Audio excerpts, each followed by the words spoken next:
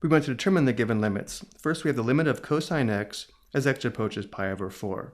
So first, the domain of the cosine function is all real numbers, and it's continuous over its entire domain, and therefore we can determine the limit by performing direct substitution. The limit of cosine x as x approaches pi over 4 is equal to cosine of pi over 4. If we take a look at the graph of the cosine function below, since we're approaching x equals pi over 4, if we sketch a vertical line at x equals pi over 4, which is approximately here, between 0 and pi over 2 radians, notice how as we approach x equals pi over 4 from the left and from the right, we are approaching the same point on the graph, this point here, where the function value or y value is equal to cosine pi over 4. We can find the value of cosine pi over 4 using a 45, 45, 90 reference triangle or the unit circle. Let's go ahead and review both. Remember, pi over 4 is equal to 45 degrees, so both of these acute angles are pi over 4 radians. Of course, this is a right angle. The reference triangle for a 45, 45, 90 reference triangle can be labeled where both legs are 1 and the hypotenuse is square root 2. And the cosine of pi over 4 is equal to the ratio of the adjacent side to the hypotenuse, which gives us 1 divided by square root 2.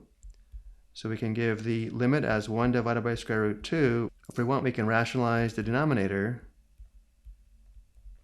by multiplying the numerator and denominator by the square root of 2 and express the limit as square root 2 divided by 2. This is the value we will find on the unit circle. So let's also check that.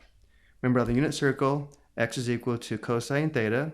The terminal side of pi over 4 radians is here, where notice how the x-coordinate on the unit circle is square root 2 divided by 2. Next, we have the limit of sine x as x approaches pi over 6. Again, the domain of the sine function is all real numbers, and it's continuous over its entire domain, and therefore we can determine the limit by performing direct substitution. The limit of sine x as x approaches pi over 6 equals sine pi over 6. Looking at the graph of the sine function below, because we're approaching pi over 6, if we sketch a vertical line at x equals pi over 6, which should be approximately here,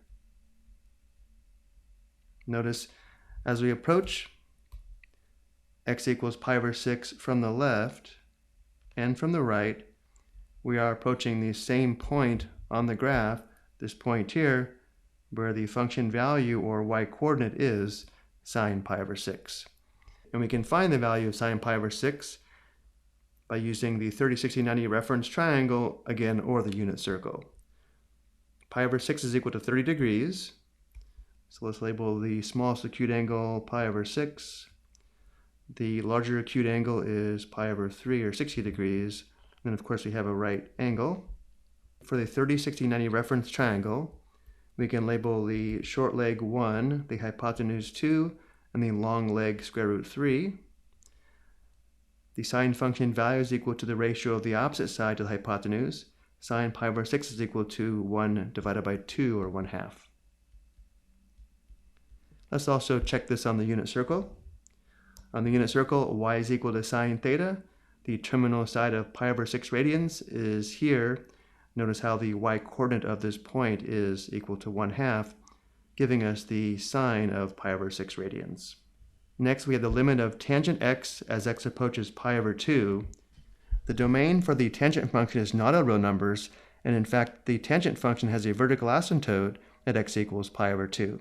So if we look at the graph of the tangent function shown below, let's sketch a vertical line at x equals pi over 2, which is here. Analyzing the graph, notice as we approach x equals pi over 2 from the left, or values less than pi over 2, the function values increase without bound. And as we approach x equals pi over 2 from the right, or values greater than pi over 2, the function values decrease without bound, which indicates the limit of tangent x as x approaches pi over 2 does not exist, and we enter D and E. I hope you found this helpful.